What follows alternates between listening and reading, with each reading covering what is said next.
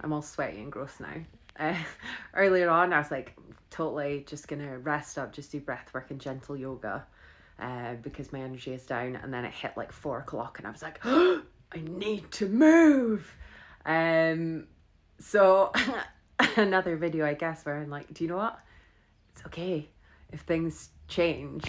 Part of me was like, oh God, no, I should, like, I've said I'm gonna rest, but the thing is, it's like I find that my energy changes so often, and I think that's where it's so powerful, and one of the most important things you can do when you're developing your own sort of lifestyle and fitness and everything like that as an AuDHDer is that you really need to kind of start working on removing everything that is not yours.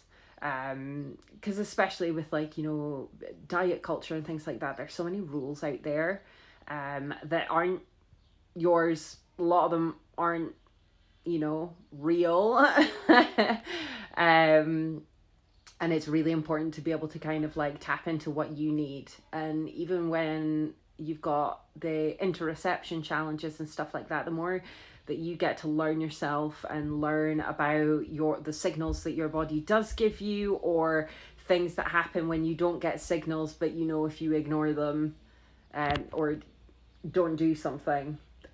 Right, okay, I should probably give like an example for that. So for me, I don't eat when I'm hungry.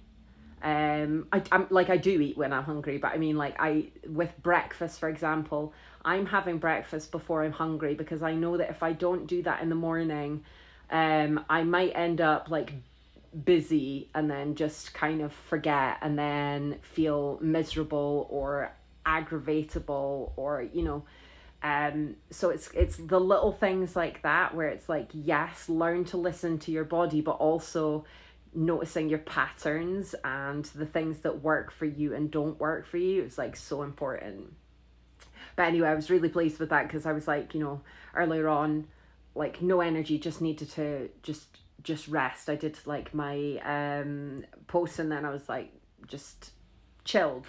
And then, as I say, I needed to move. And when I did, like, I moved. Like, I was doing 3-point squat jumps and 2-to-1 jumps and deadlifts and all these kind of things. I feel so much better for it, because I feel like I had all this sort of like trapped energy. And it's also really nice to see and feel good in the squat jumps and things like that, because I've been working on building back up my my balance and my stability in around my joints, because basically from the last few years and where everything got too much and I was moving less, all that stability went, and then the pain crept in.